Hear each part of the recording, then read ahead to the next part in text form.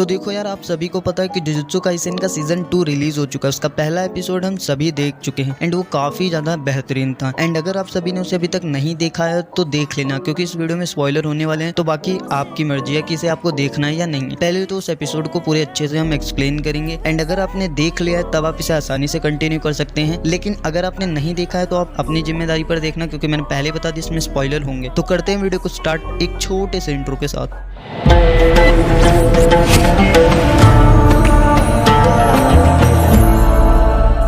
देखो, जैसे ही episode start होता है हमें दो सॉर्सरर्स दिखाए जाते हैं। एक का नाम होता है मिए एंड दूसरी का नाम है युताहिमी।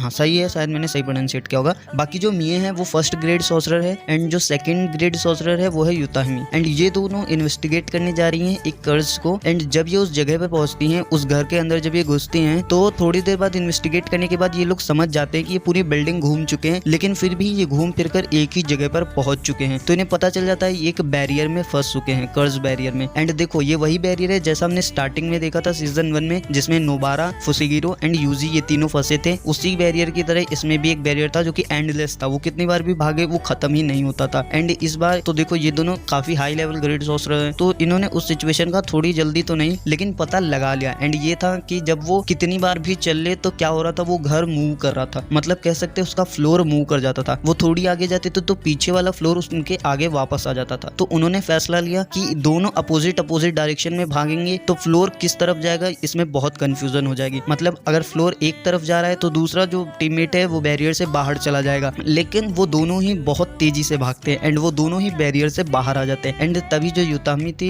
वो कुछ पत्थरों के नीचे फंस जाती है। एंड देन यहाँ पर एंट्री होती है गोजो सतारो की एंड वो उसकी मदद के लिए बोलता है। एंड मतलब वो फनी सी एनिमेशन वाला स्टाइल नहीं था जुजुत्सु काइसेन का, वही यहाँ पर फिर चालू हो जाता है। एंड देन वो कहती है कि मुझे तुम्हारी मदद की जरूरत नहीं थी। एंड जैसे वो उठती है उसके पीछे कर्ज आता है एंड वो डर जाती है। एंड यहाँ पर हमें दिखाता है कि एक कर्ज को दूसरा कर्ज स्वेल कर रहा है। एंड फिर एंट्री होती है गेटो की एंड वो कर्ज जो दूसरे कर्ज को स्वेल कर रहा था उसे गेटो कंट्रोल कर रहा था। एंड देन ये दोनों बात करते हैं। उसके बाद ये पहुंच जाते हैं हाई स्कूल एंड इस वक्त पे ये दोनों हाई स्कूल के टॉप मोस्ट पावरफुल सॉर्सरर है। एंड हाँ, एक कैरेक्टर के बारे में नहीं पता जिसका नाम है सोको एंड ये भी हाई स्कूल सॉर्सरर है। एंड आपको ट्रेलर में याद होगा गोजो गेटो के साथ एक लड़की होती है, वही थी सोको। एंड वो भी इन्हीं के लेवल की तो नहीं कह सकते, लेकिन हाँ काफी पावरफुल सॉर्सरर है। जब ये हाई स्कूल पहुंचते हैं तो वहाँ पर पहले से ही इनकी डिमांड, मतलब गेटो, सातुरो और सोको, इन तीनों की डिमांड लेने के लिए ग्रेड 1 जुजुत्सु सॉर्सरर मासामाची यागा। एंड ये मासामाची यागा वही है जो कि हमने पहले सीजन में प्रिंसिपल देखा था। अभी ये प्रिंसिपल नहीं है, अभी ये ग्रेड 1 सॉर्सरर है। ये सब कहानी चल रही है गोजो के पास्ट की। वो इन तीनों की रिमांड लेता है एंड उसका रीजन ये था, ये दोनों एक कर्ज को मारने के लिए गए थे एंड ये बैरियर लगाना भूल गए थे। एंड इसकी वजह से क्या हुआ, एक गैस पाइपलाइन ब्लास्ट हो गई। एंड इसी बात पे ये इनकी रिमांड ले रहा था।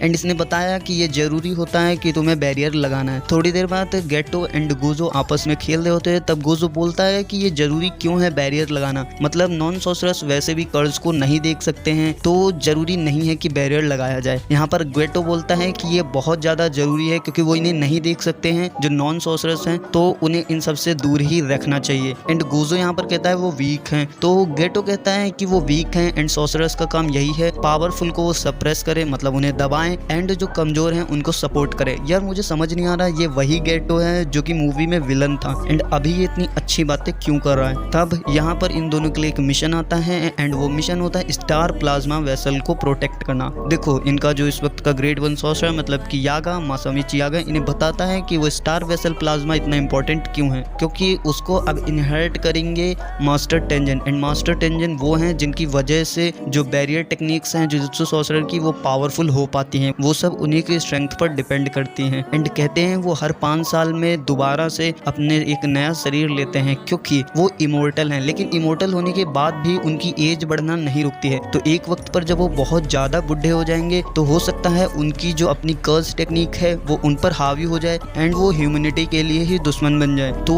इस वजह से उन्हें हर 500 साल में एक वेसल चाहिए होता है एंड उसी को कहते हैं स्टार प्लाज्मा वेसल। एंड इस बार जो लड़की बनी है उसकी लोकेशन लीक कर दी गई है एंड जिसकी वजह से 2 ग्रुप उसको मारने के लिए उसके पीछे पड़े हैं। हैं। पहला है क्यू ग्रुप, वो चाहते हैं कि मास्टर टेंजन अपनी पावर को अनलीश कर दे, मतलब वो किसी भी वेसल के साथ ना जुड़े एंड अपनी ट्रू पावर को अनलीश कर दे। तो इसीलिए उस क्यू ग्रुप के मेंबर्स ने प्लाज्मा वेसल को मारने के लिए कुछ मेंबर्स भेजे हैं। एंड जो दूसरा ग्रुप है जो उस प्लाज्मा वेसल को मारना चाहता है वो कोई और नहीं बल्कि एक रिलीजियस ग्रुप है जो कि मास्टर टेंजन को एक महान देवता मानते हैं। एंड वो उसे इतना महान मानते हैं इसलिए वो ये नहीं चाहते कि मास्टर टेंजन की वो किसी आम तुच्छ प्राणी के साथ कंबाइन हो एंड वो खुद की इतनी महानता को बर्बाद करे, मतलब एक ट्रेश, उसे कूड़ा एंड सोने को एक साथ वो नहीं रखना चाहते हैं। उनके लिए मास्टर टेंजन एक सोना है एंड वो एक आम इंसान लड़की उनके लिए कूड़ा है। इसीलिए वो नहीं चाहते हैं कि मास्टर टेंजन किसी भी प्लाज्मा वेसल के साथ कंबाइन करे, इसीलिए वो भी इस लड़की को मारना चाहते हैं। अब देखो इन दोनों को काम मिला है इस लड़की को सुरक्षित ले जाने का। एंड जब ये इस लड़की को लेने के लिए उसकी जगह से उठाने के लिए जाते हैं तब इनके पहुंचने से पहले ही वहां पर हमला किया जाता है,